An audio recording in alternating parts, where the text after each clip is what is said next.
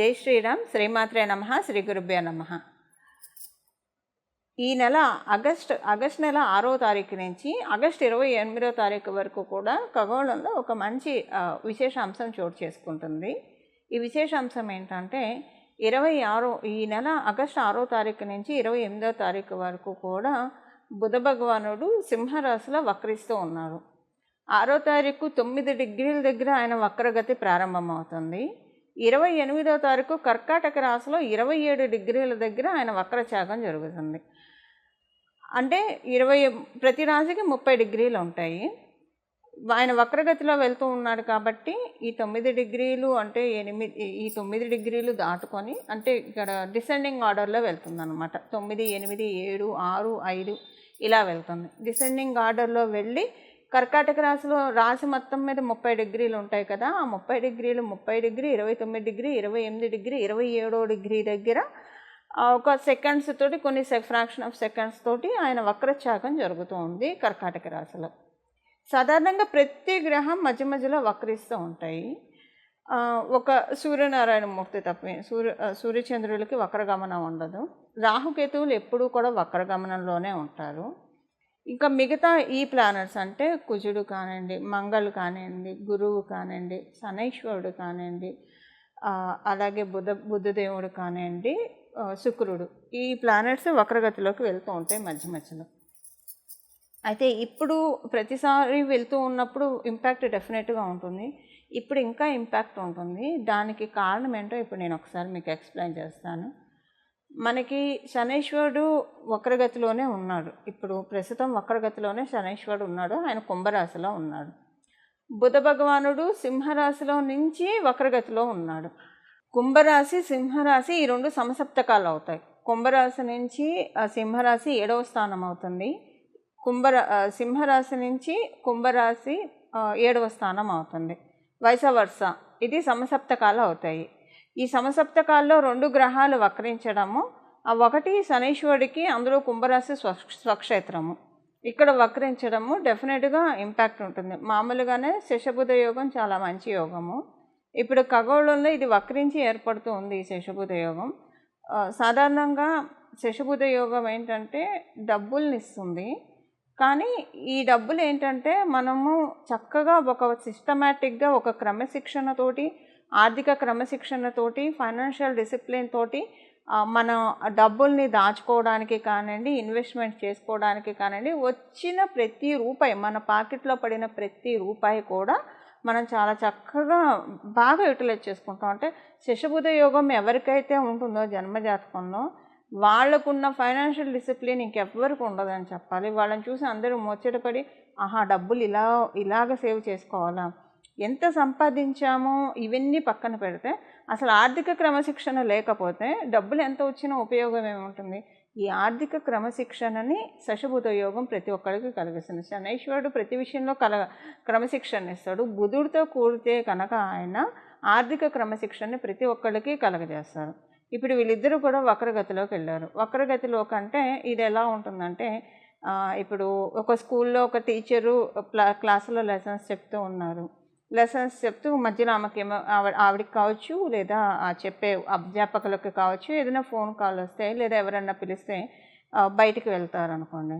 అప్పుడు పిల్లలు ఒక్కసారిగా కేరింతలు కొట్టి అరిచి చాలా క్రౌడీగా నాయిసీగా ఉంటుంది క్లాస్ రూమ్ అంతా. ఇది ఒకటి. ఇది ఏంటంటే అక్కడ తప్పక ఆవిడ బయటికి వెళ్ళింది కాబట్టి, ఆవిడ కావచ్చు లేదా అధ్యాపకుల వారు కావచ్చు. ఒక్కొక్కసారి ఏముంటుందంటే లీజర్ పీరియడ్ అని ఉంటుంది. సో అధ్యాపకులే వదిలేస్తారు ఫ్రీగా, కాసేపు ఒక 1 పీరియడ్ వరకు ఆడుకోండి అని చెప్పేసి. అంటే ఇప్పుడు లీజర్ పీరియడ్స్ ఉన్నాయో లేవో తెలియదు, కానీ మా చిన్నప్పుడైతే లీజర్ పీరియడ్ ఒకటి ఉండేది డెఫినెట్గా. సో అలా వదిలేసేవాళ్ళు, ఒక పీరియడ్ వరకు వదిలేసేవాళ్ళు. అంటే వాళ్ళు వదిలేస్తారు అలాగా. ఇప్పుడు ఇదంతా ఎందుకు చెప్తున్నానంటే, శనైశ్వరుడు మరియు బుధ భగవానుడు ఆర్థిక క్రమశిక్షణని ఇస్తారు. ఇప్పుడు ఏం చేస్తారంటే ఆర్థిక క్రమశిక్షణ ఇచ్చి మనం ఫైనాన్షియల్గా ఎలా దాచుకుంటే డబ్బులు మనకి రెట్టింపు అవుతాయి, మన డబ్బులు గుడ్లు పెట్టడం అనేది శని బుధులు కలిసి ఉంటేనే సాధ్యమవుతుంది కుండలిలో. ఇప్పుడు అందరికీ శని బుధులు కూడా కలిసి ఉండరు. ఎవరి జాతకంలో కూడా మనం చూస్తే చాలా అంటే అందరికీ కలిసి ఉండాలని ఉండదు ఆ కాంబో. కలిసి ఉన్న వాళ్ళకి డెఫినెట్గా వాళ్ళు చిన్నప్పటి నుంచే ఇన్వెస్ట్మెంట్స్ స్టార్ట్ చేస్తారు, సేవింగ్స్ చాలా పక్కాగా వెళ్తారు. వాళ్ళ దగ్గర ₹1,00,000 వస్తే దాన్ని ఎలాగ 10 లక్షలు చేయాలి, ఎలాగ 50 లక్షలు చేయాలి, మంచి క్లారిటీ, మంచి విజన్ వాళ్ళ దగ్గర ఉంటుంది. అండ్ అకార్డింగ్గా వెళ్తుంది వాళ్ళకి. అంటే విజన్ అందరికీ ఉంటుంది, బట్ అదేంటి, అది మనకి అనుకున్నట్లు ఫామ్గా సిస్టమేటిక్గా వెళ్ళడం అందరికీ సాధ్యం కాదు, కొంతమందికే సాధ్యం అవుతుంది. మనం డే టు డే లైఫ్లో చూస్తూ ఉంటాం కదా. ఈ శశబుధ యోగం అది కలగజేస్తుంది. అది ఒక లెక్క. అయితే ఇప్పుడేంటి, వాళ్ళిద్దరూ వక్రించారు. సో ఇలాగ వాళ్ళు సిస్టమేటిక్ ఇన్వెస్ట్మెంట్స్కి అవకాశం ఇస్తారు. కొన్నిసార్లు ఏంటంటే అందరికీ ఆ యోగం ఉన్న వాళ్ళైతే అలా ఉంటుంది, యోగం లేని వాళ్ళకు కూడా గోచార రీత్యా వచ్చినప్పుడు ఇలాంటివి ఇది అందరికీ అప్లికేబిలిటీ ఉంటుందండి. ఆ యోగం ఉన్న వాళ్ళకి ఇంకా బాగా ఎక్కువగా ఉంటుంది, యోగం లేని వాళ్ళకి కూడా ఇది అప్లికేబిలిటీ ఉంటుంది. అయితే ఈ అప్లికేబిలిటీ అసలు ఇప్పుడు వక్రగతిలో ఉన్నారు కదా, వాళ్ళిద్దరు సవ్యంగా ఉంటే ఇన్వెస్ట్మెంట్స్ ఇవన్నీ ఉంటాయి. ఇప్పుడు వక్రగతిలోకి వెళ్ళారు, ఇప్పుడు పరిస్థితి ఏంటి మరి, అంటే ఎలాంటి రిజల్ట్స్ ఇస్తారు, ఈ విషయాలు మనం ఒక్కసారి చూద్దాం. అసలు ఈ విషయాల్లో ఇంపాక్ట్ ఏ విషయాల్లో ఉంటుంది, గుడ్ ఇంపాక్ట్ ఉంటుందా, బ్యాడ్ ఇంపాక్ట్ ఉంటుందా, సత్ఫలితాలు ఉంటాయా, లేదా ఏదైనా జాగ్రత్తలు సూచిస్తుందా, ఇవన్నీ కూడా ఇప్పుడు మనం మాట్లాడుకుందాము. ఈ ఈ ఈ ఇది ఈ కాంబో ఏ రాశుల వాళ్ళకి, ఇప్పుడు ఈ వక్రగతి అనేది ఏ రాశుల వాళ్ళకి ది బెస్ట్గా వర్కౌట్ అవుతుందో మనం ఒకసారి చూద్దాం. అన్ని రాశుల వాళ్ళకి ది బెస్టే ఉంటుంది. అంటే అసలు ఈ వక్రగతిలోకి వెళ్ళడం వల్ల ఇప్పుడు ఎవరైనా సరేనండి, మనలో అందరం కూడా ఏదన్నా ఖర్చు చేద్దాము అని అనుకుంటే, అది ఒక మంచి చదువు చదివించడానికి కావచ్చు మన పిల్లలకి, లేదా మనం ఒక మంచి అసెట్ కొనుక్కోవడానికి కావచ్చు, లేదా ఏదైనా ఒక మంచి పని కోసం ఖర్చు పెట్టడానికి డబ్బులు సమకూరక, లేదంటే ఏదైనా ఒక డబ్బులు సమకూరక ఏదైనా పనులు పెండింగ్ ఉంటే కనుక అవి రిలీజ్ చేస్తుంది శనైశ్వరుడు బుధ భగవానుడు వక్రగతిలోకి వెళ్ళడం వల్ల. సో దట్ ఏంటంటే అందరికీ కూడా వాళ్ళకి ఏవైతే అవసరమైన ఖర్చులు ఉన్నాయో అవన్నీ కూడా స్తంభనగా ఉన్నవన్నీ ఒక్కసారిగా రిలీజ్ అయిపోతాయి ప్రతి ఒక్కళ్ళకి. కానీ ఈ పరిహారం మనం చివరిలో తెలుసుకోబోయే పరిహారం చేసుకోవడం వల్ల రిలీజ్ అవుతాయి. పరిహారం చేసుకోకపోయినా రిలీజ్ అవుతాయి, అంటే ఆర్థిక స్తంభన నుంచి బయటకు వస్తారు. బట్ పరిహారం చేసుకుంటే ఇంకా ఎక్కువగా ఇది అప్లికేబిలిటీ ఉంటుంది. ఈ ఆర్థిక అంటే యాక్చువల్గా ఈ వక్రగతి ఒక్కొక్క రాశిలో, ఇప్పుడు ఇదే సమసప్తకం కనుక కర్కాటకం మకరంలో పడినా, లేదా మీనరాశి కన్యారాశిలో పడినా, మిగతా రాశుల్లో పడితే ఒక్కొక్క రకంగా ఇంపాక్ట్ ఉంటుంది. ప్రతి రాశిలో ఇదే ఇంపాక్ట్ ఉండదు. ఇప్పుడు ఈ వక్రగతి పడింది సింహరాశిలో ఉంటేనే సూర్యనారాయణమూర్తి కింగ్. సో ఎప్పుడైనా ఒక కింగ్ ఇంటెన్షన్ ఏముంటుంది, ఆ రాశితత్వం ఏముంటుంది, ఒక కింగ్ ఇంటెన్షన్ ఏముంటుంది, కంపాషనేట్గా ఉంటుందంటే దయ ఎక్కువగా ఉంటుంది. అందుకే సూర్యబలం ఉన్న వాళ్ళకి చాలా దయగల హృదయం గల వాళ్ళు ఉంటారు. అవతల వాళ్ళ కష్టాన్ని వాళ్ళ కష్టాలుగా వాళ్ళు ఫీల్ అయిపోతారు. ఎందుకంటే ఆత్మకారకుడు కాబట్టి ప్రతి సోల్లో ఉన్నది జీవాత్మే అన్న విషయము వాళ్ళకి ఎరుక బాగా ఉంటుంది. సింహరాశి వాళ్ళకి కూడా బేసిక్గా ఈ తత్వం ఉంటుంది. సూర్యనారాయణమూర్తి ఆత్మకారకుడుగా ఉన్న వాళ్ళకి ఈ తత్వం ఉంటుంది, లేదా వాళ్ళ జన్మజాతకంలో సూర్యనారాయణమూర్తి బలం ఎక్కువగా ఉన్న వాళ్ళకి కూడా ఇది ఎక్కువగా ఉంటుంది. ఎప్పుడు వాళ్ళ సైడ్ నుంచి అని కాకుండా అందరి సైడ్ నుంచి ఆలోచిస్తారు. అది ఆ క్వాలిటీ సింహరాశిలో ఉంటుంది. ఇప్పుడు ఈ విషయం ఎందుకు చెప్తున్నానంటే, ఈ క్వాలిటీ సింహరాశిలో ఉంది కాబట్టి బుధ భగవానుడు ఇక్కడ వక్రిస్తున్నాడు, శనైశ్వరుడు ఆల్రెడీ సప్తమ స్థానంలో వక్రిస్తూ ఉన్నాడు కాబట్టి ఎవరెవరైతే ఆర్థికంగా స్తంభించిపోయి ఉన్నారో వాళ్ళందరికీ రిలీజ్ చేయడానికే, ఆర్థిక స్తంభన నుంచి రిలీజ్ చేయడానికే ఇప్పుడు గోచారంలో ఈ ట్రాన్సిట్ చోటు చేసుకుంటూ ఉంది, అంటే ఈ వక్రగతి అనేది చోటు చేసుకుంటూ ఉంది. ఇది ద్వాదశ రాశుల వాళ్ళకి ఏ విషయాల్లో, ఇది కేవలంగా ఫైనాన్షియల్ మ్యాటర్స్లోనే, ఇంకా రిలేషన్స్ విషయంలో, ఈ రెండిట్లో ఇది వర్కౌట్ అవుతుంది. ఏ విషయాల్లో ఉంటుందనేది చెప్దాం. అయితే ఈ వక్రగతి కొన్ని రాశుల వాళ్ళకి ఇంకా కొంచెం ఎక్కువగా ఉంటుంది. అది ఎవరికో మొదట మనం చెప్పుకుందాము. కర్కాటక రాశి వాళ్ళకి ఇది బాగా చాలా బాగా యోగిస్తుంది. అలాగే సింహరాశి వాళ్ళకి ఇది చాలా బాగా యోగాన్ని ఇస్తుంది. మకర కుంభరాశుల వాళ్ళకి ఇది మంచి యోగాన్ని, ధనుర్మీన రాశుల వాళ్ళకి ఇది చాలా మంచి యోగాన్ని కలగజేస్తుంది. అయితే మిగతా రాశుల వాళ్ళకి లేవా అండి అంటే, మిగతా రాశుల వాళ్ళకి కూడా డెఫినెట్గా ఉంటాయి. బట్ ఈ రాశుల వాడికి కొంచెం ఎక్కువగా ఉంటుంది. ఎందుకంటే బుధ భగవానుడు కర్కాటక రాశికి పూర్తిగా అనుకూలం కాదు. అందుకని ఇప్పుడు కర్కాటక రాశి వాళ్ళకి అనుకూలంగా ఉంటుంది. అలాగే సింహరాశి వాళ్ళకి జరుగుతున్నదే సింహరాశిలో కాబట్టి సింహరాశి. మకర కుంభం ఎందుకంటే ఇక్కడ సప్తమ స్థానం కుంభరాశి అయింది. కుంభరాశిలో శనీశ్వరుడు వక్రగతిలో ఉండి మకర రాశిలోకే కదా ఆయన వెళ్ళేది. అందుకని వాళ్ళిద్దరికి. ధనుర్ మీన రాశుల వాళ్ళకి డెఫినెట్గా కేంద్రాధిపత్యం దోషాన్ని కలిగి ఉంటాడు బుధ భగవానుడు ఈ రాశుల వాళ్ళకి, ఈ లగ్నాల వాళ్ళకి. ఇప్పుడు ఏంటంటే ఆ దోషం కాస్త యోగంగా పరిణమిల్లుతుంది. అందుకని ఈ రాశుల వాళ్ళకి కొంచెం ప్రత్యేకం. బట్ అందరికీ కూడా ఇది ప్రత్యేక అంశం. మిగతా రాశుల వాళ్ళకి కాదు అంటానికి లేదు. ఎందుకంటే డెస్టినీ ఎప్పుడైనా మనకి ఇవ్వాలంటే పక్షపాతం అస్సలు ఉండదు. కతే ఏది కూడా మనకి ఈ సృష్టిలో ఏ విషయం కూడా అయాచితంగా రాదు. అయాచితం అంటే ఫ్రీ ఆఫ్ కాస్ట్తో ఏది రాదు. ఫ్రీ ఆఫ్ కాస్ట్తో వచ్చింది ఏది కూడా మనకి అంత సత్ఫలితాలను కూడా ఇవ్వదు. అందుకే విద్య నేర్పిన గురువుకు కూడా మనం గురుదక్షిణ చెల్లిస్తాం. ఎందుకంటే దక్షిణ లేని విద్య ఫలించదు కాబట్టి. సో అందుకని ఏది కూడా మనకి ఫ్రీ ఆఫ్ కాస్ట్తో రాదు. దానికి మనం కొంత మూల్యం చెల్లించాలి. ఆ మూల్యం ఏంటంటే పరిహారం. ఆ పరిహారం ఏం చూసుకోవాలనేది మనం ఈ వీడియో చివరిలో మనం తెలుసుకుందాము. అన్ని రాశుల వాళ్ళకి ఏ ఏ విషయాల్లో ప్లస్గా ఉంటుంది ఒక 2-3 పాయింట్స్లో మనం ఈ ట్రాన్సిట్ గురించి ఒకసారి అన్ని రాశుల వాళ్ళకి ఎలా ఉంటుంది అనేది మనం ఒకసారి డీటెయిల్డ్గా వెళ్దాం. మిథున రాశి, మీ రాష్ట్రాధిపతి వక్రగతిలోకి వెళ్తూ ఉన్నారు.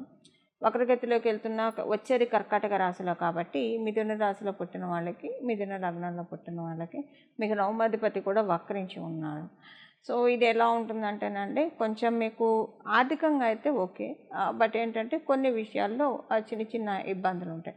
మాట మూలక సమస్యలు వస్తాయి. ప్రతి ఒక్కళ్ళు మిమ్మల్ని జడ్జిమెంట్స్ స్టేట్మెంట్స్ పాస్ చేసే వాళ్ళు ఎక్కువగా కనిపిస్తారు మీ చుట్టూ. పిల్లలకి సంబంధించిన చికాకులు టెన్షన్స్ ఎక్కువగా అనిపిస్తాయి. ఇంట్లో ఎందుకో ప్రశాంతంగా ఉన్నట్లు అనిపించదు. అయితే ఈ పాయింట్ క్యాన్సిలేషన్ ఎక్కడ అవుతుందంటే మీ జన్మజాతకంలో మీకు శనీశ్వరుడు బలం బాగా ఉన్నా, బుధ భగవానుడు బలం బాగా ఉంటే అప్పుడు దీనికి రివర్స్ అవుతుంది. రివర్స్ అంటే ఇంట్లో చికాకులు అని చెప్పాం కదా, ఇంట్లో చాలా ప్రశాంతంగా ఉంటుంది. మునిపెన్నడూ లేని ప్రశాంతంగా ఉంటుంది. పిల్లలకి హెల్త్ పరంగా ఇబ్బందులు మునిపెన్నడూ లేని విధంగా పిల్లలతోటి చాలా బాగా ఉంటుంది. వాళ్ళ ప్రోగ్రెషన్ చూసి మీరు గర్వపడతారు. అలాగే మీ మాటని ప్రతి ఒక్కళ్ళు జడ్జిమెంట్స్ స్టేట్మెంట్స్ పాస్ చేస్తారని చెప్పాను కదా, అది రివర్స్లో ఉంటుంది. అంటే చాలా బాగా మెచ్చుకుంటారు, అప్రిషియేట్ చేస్తారు. ఇప్పుడు మీకు శనీశ్వరుడు బలం బుధ బలం మీ జన్మజాతకంలో బాగా ఉంటే అప్పుడు ఇది రివర్స్లో ఉంటుంది. బట్ దేనికైనా మనం పరిహారం ఉంటుంది, పరిహారం చేసుకున్నాం. బట్ ఏదైనా కూడా మిథున రాశుల వాళ్ళకి జనరల్గా ఎక్కువగా దేన్ని హార్ట్కి తీసుకోరు, మైండ్కి తీసుకోరు, చాలా స్ట్రాంగ్గా ఉంటారు. ఫైనాన్షియల్గా మటుకు డెఫినెట్గా ఇది ఒక బ్లెస్సింగ్ అండి. మీకు మిథున రాశిలో పుట్టిన వాళ్ళకి మంచి ట్రాన్స్ఫర్మేషన్ అయితే ఫైనాన్షియల్గా మీకు అంటే ఒక 5 monthsలో మీకు అన్ని అనుకూలతలు, ఆర్థిక అనుకూలతలు అయితే డెఫినెట్గా చూస్తారు. మీరు వర్క్ చేసే చోట, లేదంటే మీ వర్క్ డిసిప్లిన్ ఏదైతే ఉందో అందులో ప్రోగ్రెషన్, అందులో లాట్ ఆఫ్ గుడ్ ఇంప్లిమెంటేషన్ ఇలాంటివన్నీ కూడా మీరు చూస్తారు. ఇది మిథున రాశి వాళ్ళ ఫలితాలు. ఇప్పుడు ఏం పరిహారం చేసుకుంటే ఈ శశబుధ యోగం వక్రగతిలో ఉన్న ఈ శశబుధ యోగం ద్వాదశ రాశుల వాళ్ళకి ఫైనాన్షియల్ మ్యాటర్స్లో బాగా రిలీజ్ అవుతాయో, అంటే ఫైనాన్షియల్ మ్యాటర్స్లో అనుకూలతలు ఉంటాయో అది ఇప్పుడు చూద్దాం. అయితే అసలు పరిహారం చేసుకోకపోతే ఏమవుతుందండి, పరిహారం చేసుకోకపోతే యోగం రిలీజ్ కాదా అన్న సందేహం తలెత్తవచ్చు కొంతమందికి. దానికి ఒకసారి మనం మాట్లాడుకుందాం. ఇప్పుడు పరిహారం చేసుకోకపోయినా వచ్చేదే. కాకపోతే పరిహారం చేసుకుంటే మీకు అంతా కూడా చాలా ప్రశాంతంగా వస్తుంది. అంటే రావాల్సినవన్నీ కూడా మనకి రావాల్సినవన్నీ ప్రశాంతంగా వస్తాయి. పరిహారం చేసుకోకపోతే అంతా ఏమవుతుందంటే వచ్చేదే కానివ్వండి, ఏడిపించి ఇస్తారు. అంతకుమించి ఏం లేదండి. ఇప్పుడు మనం జనరల్గా లైఫ్లో చూస్తూనే ఉంటాం కదా, కుండలీలో ఒకవేళ మీ జన్మ కుండలీలో అర్గళాస్ ఉన్నాయి అనుకోండి, ఇంటర్వెన్షన్ అంటాం. ఈ అర్గళాస్ ఉంటే ఏమవుతుందంటే ఏ యోగం అనుభవించజేయను. అంటే ఇది ఒక సామెత మీకు తెలిసే ఉంటుంది, గడ్డివామ దగ్గర కుక్క అన్న సామెత చందాన. ఏ యోగం మీకు అనుభవ యోగంలోకి రానియకుండా అడ్డుపడుతూ ఉంటాయి. ఇది మీకు అర్థమయ్యేది చెప్పాలంటే ప్రొఫెషన్గా ఎదుగుతుంటే కాళ్ళు పట్టుకొని లాగే వాళ్ళు ఉంటారు, అడ్డుపుల్లలేసి వచ్చే వాటిని చెడగొట్టే వాళ్ళు ఉంటారు. ఇలాంటివి రకరకాలుగా ఉంటాయి కదా. ఇవన్నీ కాకుండా ఇప్పుడు అదృష్టవంతులను ఎవరు చేర్చలేరు, దురదృష్టవంతులను ఎవరు బాగు చేయలేరు. ఇది మనందరికీ తెలిసిన సత్యమే. సో అదృష్టవంతులకైతే అసలు బాధే లేదు. ఎన్ని ఆటంకాలు వచ్చినా వాళ్ళు దృఢ సంకల్పంతో వాటన్నిటిని అధిగమించుకుంటూ వెళ్ళిపోతారు. ఈ అర్గణాస్ ఇవి ఇబ్బంది పెట్టకుండా ఉండడానికి మీ జన్మజాతకంలో ఉంటే దానికి పరిహారం చేసుకుంటే ప్రశాంతంగా వస్తాయి. లేకపోయినా వస్తుంది. మేబీ అవుట్ ఆఫ్ 100% మీకు 70% వచ్చేది 30% వస్తుంది. అందువల్ల పరిహారం చేసుకోవడం వల్ల మరీ ఎక్కువ ఏడిపించకుండా డెస్టినీ మీకు రిలీజ్ చేస్తుంది. మీకు రావాల్సిన అంటే దేనికోసమైతే మీరు ఎదురు చూస్తున్నారో, ఏ ఫైనాన్షియల్ బెనిఫిట్ కోసం అయితే మీరు ఎదురు చూస్తున్నారో అది మీకు అందుతుంది. ఇప్పుడు దీనికోసం మనం పరిహారం చూద్దాము. ఏం పరిహారం చేస్తే ఇది బాగా యోగిస్తుంది. ఇది స్టార్టింగ్ డే నుంచి అంటే 6వ తారీఖు నుంచి ఆగస్టు 6వ తారీఖు నుంచి ఆగస్టు 28వ తారీఖు వరకు కూడా ప్రతిరోజు క్రమం తప్పకుండా విష్ణు సహస్రనామం వినడము. విష్ణు సహస్రనామం చదవడం వస్తే ఇంకా మంచిది. చదవడం కానీ వినడం కానీ చేస్తే చాలా మంచిది. విష్ణవే నమః విష్ణవే నమః విష్ణవే నమః అని మనసులో ధ్యానించుకుంటూ ఉంటే ఇంకా మంచిది.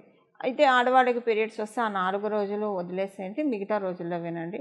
ఎవరైనా అశౌచంలో ఉంటే కనుక వినడానికి ఏం తప్పులేదు, పెట్టుకొని వినొచ్చు. చదవకూడదు అప్పుడు మీరు పెట్టుకొని మనసులో జపం చేసుకుంటూ వినొచ్చు. లేదా మీకు వినడం కూడా ఎందుకు అని అనుకుంటే విష్ణవే నమః విష్ణవే నమః విష్ణవే నమః అని ఈ నామాన్ని జపించుకోవచ్చు. సర్వకాల సర్వావస్థల్లో భగవంతుడి నామాన్ని జపించడానికి మనం ఏ అవస్థలో ఉన్నాము, ఏ కాలంలో ఉన్నాం, ఏ సమయంలో ఉన్నాం ఏమీ ఇది లేదంటే మీరు అశౌచంలో ఉన్నారా, పీరియడ్లో ఉన్నారా, లేదా బాత్రూమ్కి వెళ్ళొచ్చారా, లేదా ఎక్కడన్నా వేరే వేరే ప్రదేశాల్లో ఉన్నారా, ఇలాంటివి ఏమీ కౌంట్ రావు. సర్వకాల సర్వావస్థలో భగవంతుడి నామాన్ని జపించుకునే భాగ్యాన్ని కలియుగంలో మనకి పెరుమాళ్ళు ప్రసాదించారు. అందువల్ల విష్ణవే నమః అని అనుకుంటూ ఉన్నా కూడా సరిపోతుంది. విష్ణుమూర్తి పాదాన్ని గట్టిగా పట్టుకుంటే ఈ బుద్ధ భగవానుడు వక్రగతి డెఫినెట్గా ఆర్థిక అనుకూలతల్ని చక్కగా తెచ్చిపెడుతుంది. ద్వాదశ రాశుల వాళ్ళకి, ద్వాదశ లగ్నాల వాళ్ళకి. మంగళం. నమో భగవతే వాసుదేవాయ.